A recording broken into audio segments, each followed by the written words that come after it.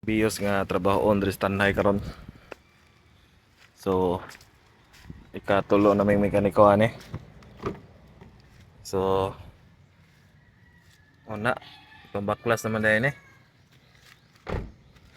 Yung speakers baklas na pod. Saksak na yung matarong ni sakit. Panangtang. Kaya niya ibalik ning hose. Yung kanang sagko dili ra ni.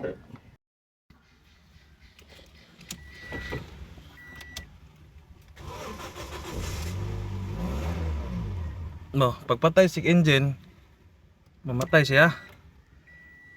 Wala man gaganang pump pero Sa di mo klaro man.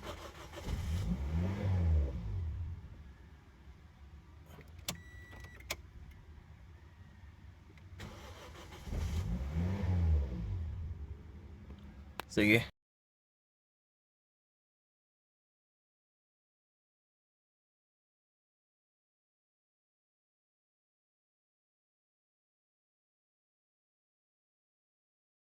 During pag-on na to dere, dili mo siga ang check engine. Kinahanglan pag i-attempt og start para mo siga.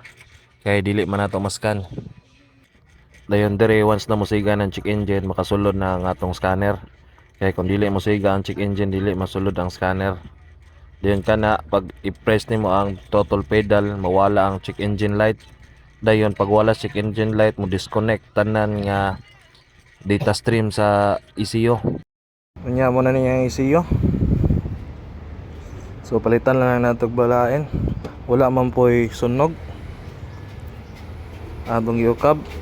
Wala gyud bisag unsang trace sa sunog or mahinana, so problema gud ni. So ilistan lang nato na available ani sa Cebu. 14K.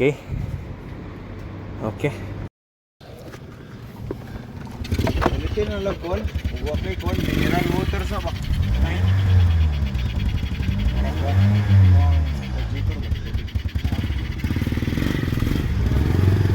Skalitro ra or duha ba? Unya mao na ni ang bagong ECU. So lahi rag part number, lahi rag last 2 digits og ilisanan pa pod og map sensor kay daot. Dayon mao day ni ang karaan niya.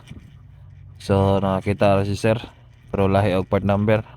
14K ra dito Cebu. So may gani nakahangyo si sir. So naandar na gyud ang unit. So salamat. So okay na, dagan-dagan na.